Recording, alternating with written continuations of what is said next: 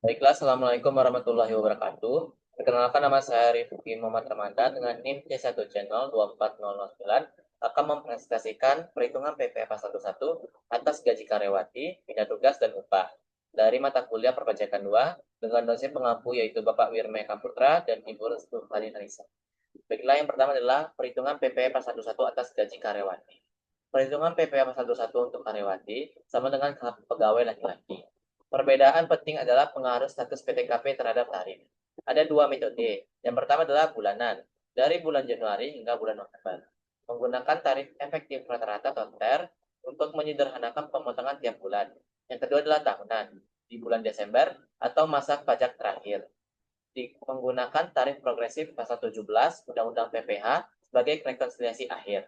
Kategori TER berdasarkan status PTKP. Ada tiga, yaitu adalah kategori A untuk TK0, TK1, dan K0.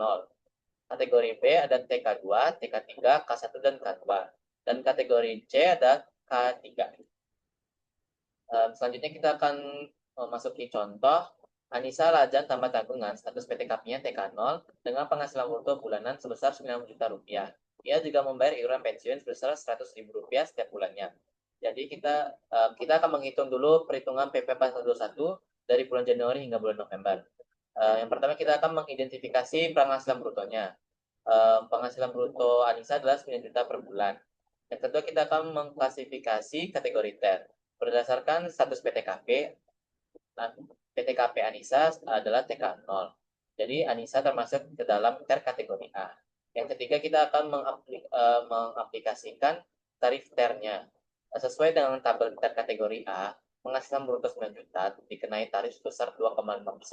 Sehingga jumlah PPh pasal 21 yang dipotong oleh perusahaan dari Januari hingga bulan November adalah 225.000 setiap bulannya. Selanjutnya kita akan menghitung PPh pasal 21 tahunan di bulan Desember.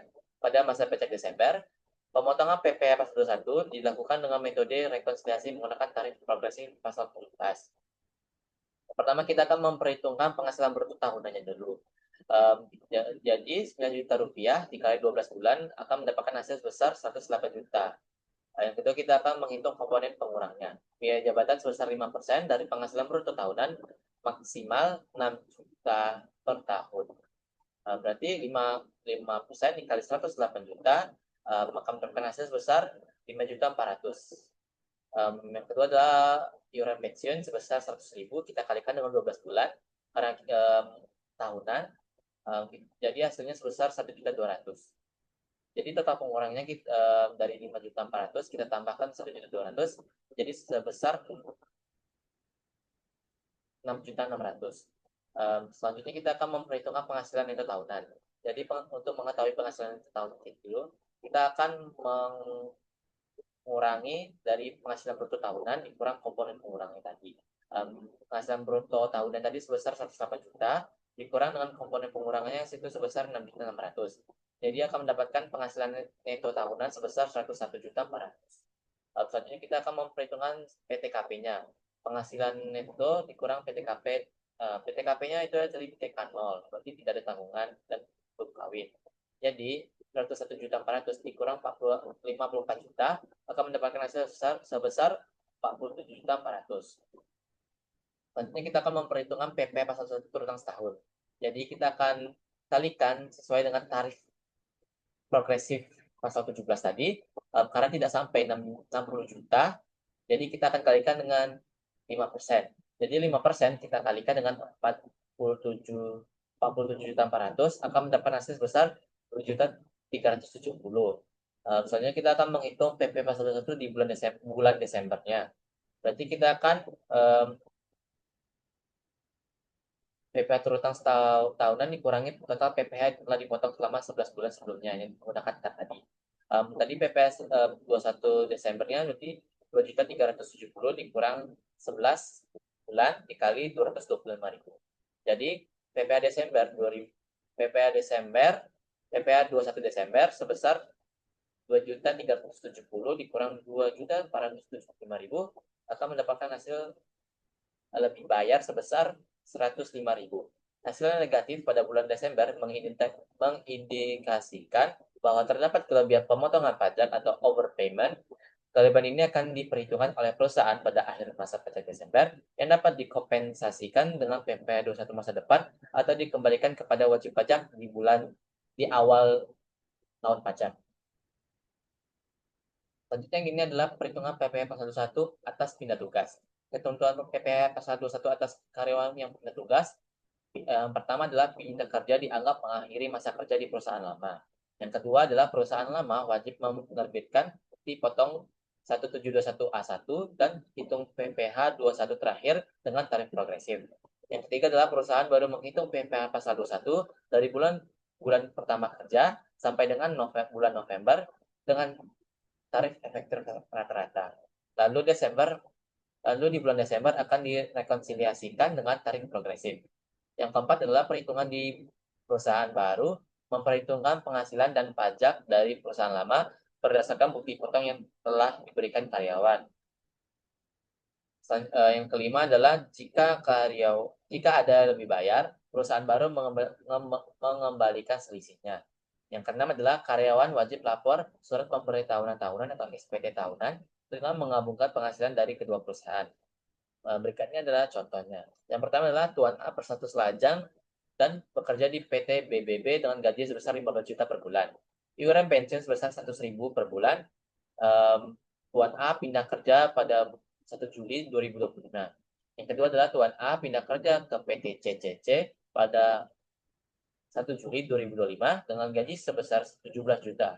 Iuran pensiun itu sebesar 150.000 per bulan. Jadi kita akan menghitung PPh pasal 21 di perusahaan lama dulu dari bulan Januari hingga bulan Juni. Yang pertama kita akan mengetahui penghasilan bruto dari Januari hingga Juni. Jadi 15 juta tadi per bulan kita kalikan dengan 6 bulan. Jadi akan mendapatkan hasil sebesar 90 juta. Selanjutnya akan kita kategorikan ke dalam kategori A di TER dengan TK0. Penghasilan bruto 15 juta per bulan dikenakan tarif 6%.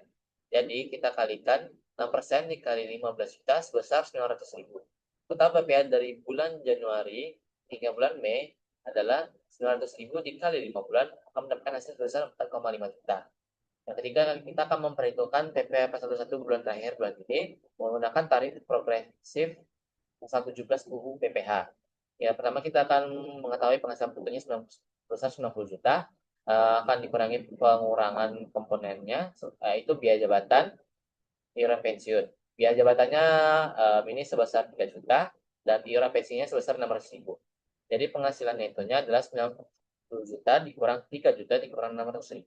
Jadi sebesar 86 juta 400. Selanjutnya kita akan menghitung PTKP-nya.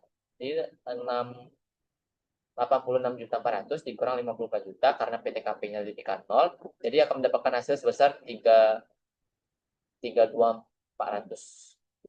32,4 juta. Nah, jadi PPh terutangnya jadi 32,4 juta tadi kita kalikan dengan 5% menggunakan tarif progresif tadi sebesar 5% karena tidak sampai 60 juta. Jadi hasilnya akan jadi 1,620.000. Itu adalah PPh terutangnya. Jadi kita menghitung selisihnya lagi. PPh yang sudah dipotong sebesar 4,5 juta, PPh yang terutang sebesar 1,62 juta, kelebihan pemotongan yaitu adalah kita kurangkan 4,5 juta dikurang 1,62 juta akan mendapatkan hasil besar 2,888 juta. Perusahaan lama atau PT BBB harus mengembalikan kelebihan pemotongan sebesar 2.880.000 pada Tuan A. Yang kedua, kita akan memperhitungkan di perusahaan baru. PPh pasal 21 di bulan Juni sampai bulan November berdasarkan tabel TER kategori A tadi, status PTKP yang TK0, penghasilan bruto sebesar 17 juta, maka dikenakan tarif sebesar 7%. PPh pasal 21 per bulannya adalah 7% dikali 17 juta, akan mendapatkan hasil sebesar 1,190 juta. Total PPh dari Juli hingga November adalah 1,190 juta dikali 5 bulan. Akan mendapatkan hasil sebesar 5,950 juta. Kita akan menghitung PPh di bulan Desembernya. Pada bulan Desember, perusahaan baru akan menghitung PPh pasal 21 tahun penuh menggunakan tarif progresif sesuai pasal 17 UU PPh. Pertama kita akan menghitung penghasilan bruto setahunnya, yaitu 17 juta kali 6 bulan. Akan mendapatkan hasil sebesar 102 juta. Ada komponen pengurangannya, itu biaya jabatan sebesar 5%. Kita akan kalikan dengan 102 juta, akan mendapatkan hasil sebesar 5,1 juta. 5,1 juta rupiah. Iuran pensiunnya kita ada sebesar 150.000, kita kalikan 6, akan mendapatkan hasil sebesar 900.000. Jadi total komponen pengurangannya adalah sebesar 6 juta rupiah.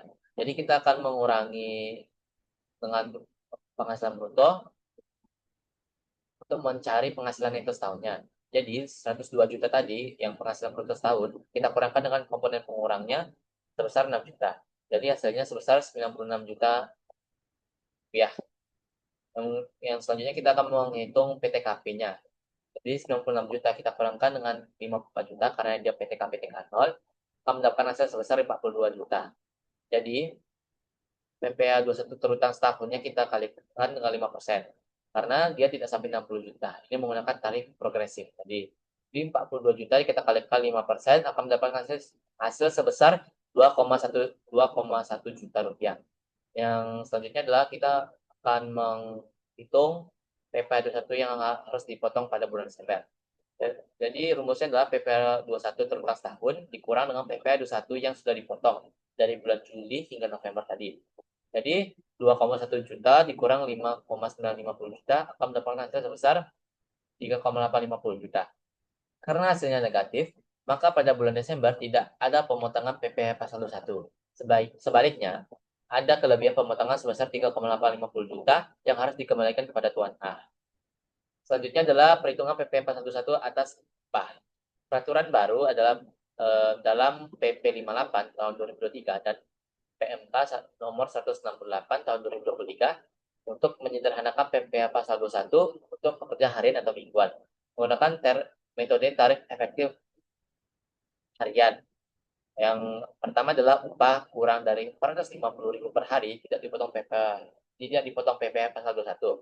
Yang kedua adalah upah di atas 450.000 per hari dipotong 0,5 dari seluruh upah harian selama total bulanan kurang lebih 4.500.000. Metode tarif progresif pasal 17 berlaku bila upah kumulatif bulanan lebih dari 4.500.000. Perhitungannya adalah PTKP harian, tentu kita lanjutkan PKP kumulatif, PP terutama progresif, kurangi pajak yang sudah dipotong. Intinya, kurang lebih jika kurang lebih dari 450.000 bebas pajak, lebih dari 450.000 pakai TER 0,5%. Dan jika kumulatif lebih besar 4.500.000 pakai tarif progresif bulanan tahunan. Contohnya adalah Budi, seorang pekerja harian dengan status lajang TK 0 yang menerima upah harian sebesar 500.000. Jadi kita akan hitung dulu dari hari pertama hingga hari ke-7. Upah hariannya adalah 600.000 karena sudah melebihi 450.000 tadi, berarti dipotong 0,5. Jadi kita kalikan 7 hari dikali 600.000 akan mendapatkan hasil sebesar 4.200.000. Masih di bawah batas 4,5. Jadi kita akan gunakan tarif efektif 0,5% tadi.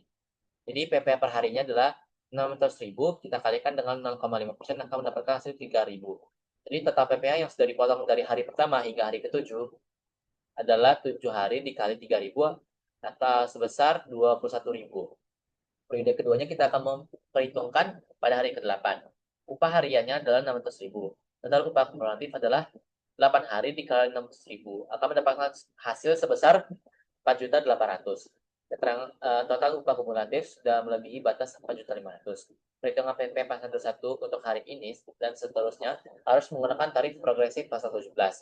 Langkah perhitungan dari hari ke-8 adalah kita akan menghitung PTKP kumulatifnya. PTKP hariannya adalah 54 juta dibagi 360 sama akan mendapatkan hasil sebesar 150.000. PTKP kumulatif adalah 8 hari kita kalikan dengan 150.000 akan mendapatkan hasil sebesar 1,2 juta. Selanjutnya kita akan menghitung PKP kumulatifnya. 4.800.000 tadi kita kurangkan dengan 1.200.000 akan mendapatkan hasil sebesar 3.600.000. Selanjutnya kita akan menghitung PPh pas saldo 1 turut dan fluktuatif. Jadi 3.600 tadi kita kalikan dengan 5%, akan mendapatkan hasil sebesar 180.000. Selanjutnya kita akan menghitung PPh yang dipotong pada hari kecelakaan. 180 tadi kita kurangkan dengan 21.000 tadi, akan mendapatkan hasil sebesar 159.000. Jadi pada hari ke-8 perusahaan akan memotong PPh sebesar 159.000 dan lagi 3.000. Sistem ini memastikan bahwa total pajak yang dipotong pada akhir bulan akan mendekati atau sama dengan pajak yang seharusnya dibayar. Sekian dari saya. Terima kasih. Wassalamualaikum warahmatullahi wabarakatuh.